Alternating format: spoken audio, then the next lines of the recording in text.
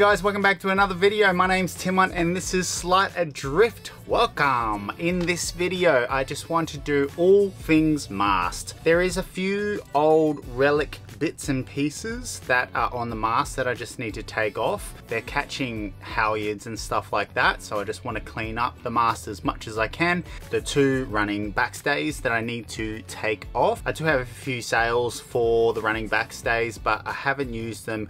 I won't be using them anytime soon because it is a massive mission. I've got too much on my plate. I will need to put up the inner forestay in order to use those sails anyway. So if I've got to go up the mast potentially and put the inner forestay in, I will put the running backstays in at the same time. There is a whole bunch of stuff I need to install still on the mast as well. I have one mast step that is broken. Luckily, I've got a spare that was just lying around the boat. Can you please tell me if you know where to buy those cheap aluminium mast steps?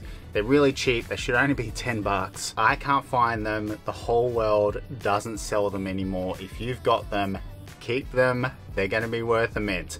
Luckily, I've got a spare one of those with some Monel rivets. I'll install that. When I installed my mast track system, I left the batten receptacles with a bit of webbing in between the car. There is a little bit of wear going on there. I just want to do it properly. I was trying to cut a little bit of corners because it was so expensive to buy that system. Do it properly, Tymon. I have 4 more little batt cars that have the actual bolt attached to them, and I have the harken batten receptacles. I also, through an accidental jibe, have broken some of the nylon sail shackles that are connected to the sail slides on the bottom of the main. I've got a whole bunch of nylon sail slides that I'll replace and the actual sail shackles. I did actually make a few Dyneema soft shackles. They're great and they've done the job, but it was really difficult for me to get them the exact right length. I don't want the main being pulled more on one part of the sail than the other. Where this needed to be millimeter correct, I think I should just buy off the shelf and just get it all right and good.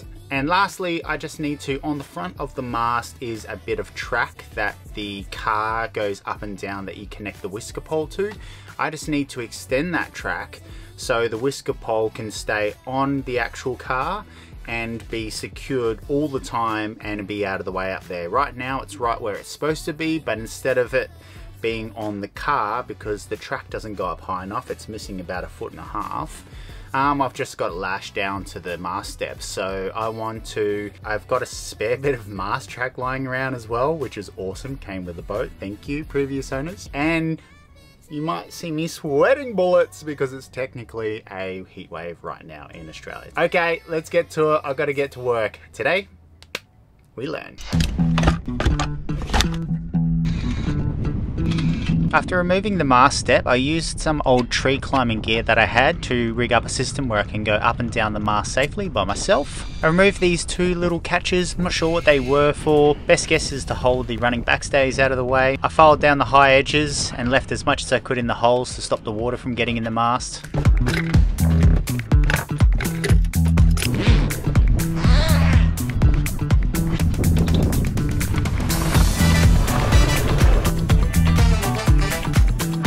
This system is freaking awesome. Apart from the fact, can you see these little balls fall out so easy? I've got these ropes set up and they're actually pretty good at catching stuff that falls down. The rope actually catches it, so here's 3.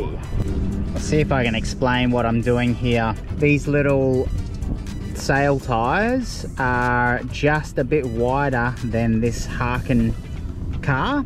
So I'm just hot knifing off the tiniest little bit. It is absolutely plenty, this webbing, so it'll squeeze in there a lot better.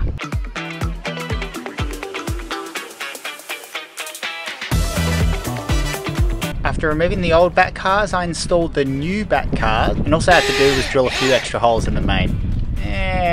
What's a few extra holes in the main? 1 of 4. I'll just leave this on for as long as possible. Anything to stop these little balls from falling out. After that, it was as simple as repeating the process for the other 3.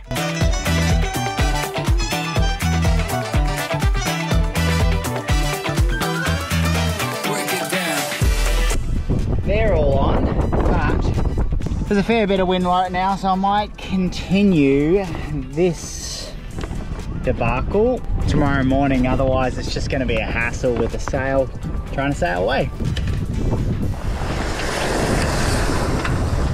Morning. Try and get the rest of this sail bag done before the wind picks up. Better get this done in the morning. If your sail bag is like mine, it will also take you about an hour to undo the 400 attachment points. I also took out the battens, the reefing points, and anything that was connecting the sail bag to the boom. These are what have been doing the job up until now.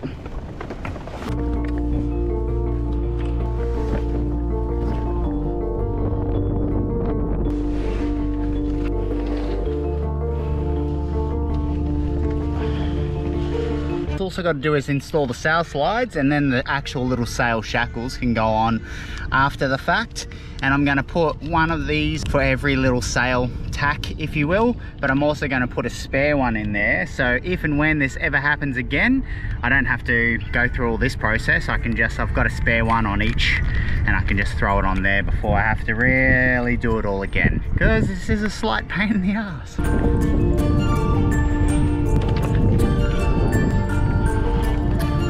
I might just leave these other ones till I know exactly where this sail bag is going to sit. I'll just set up all the sail bag, put all the lines on that I took off, and then finish these last couple.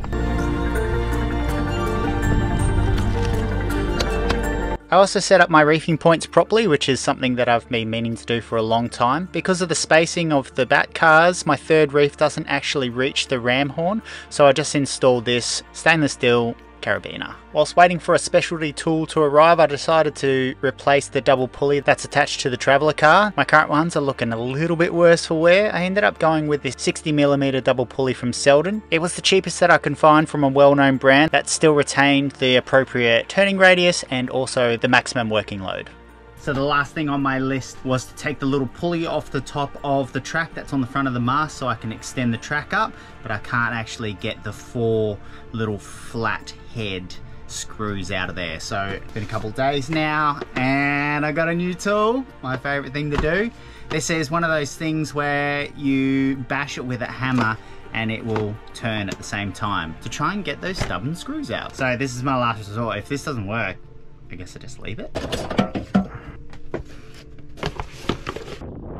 So I couldn't get any of the bolts out. Well, that was a bit of a fail. After this, I then realised that if I just took off this little stopper nut, the car still didn't come off the track because of the pulley at the top of the track, and it went up far enough for me to actually attach the whisker pole to, which worked out great. Well, that's it for this video. I've got a feeling it's going to be a short one because I didn't do much, but yeah, it's going to be nice to use the main again. I'm excited about that. I did have to sort of lash the whisker pole down and a little bit sideways.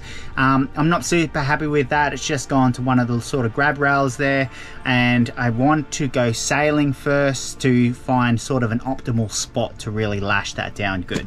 But yeah, now I need to learn how to use a whisker pole. Okay, bye.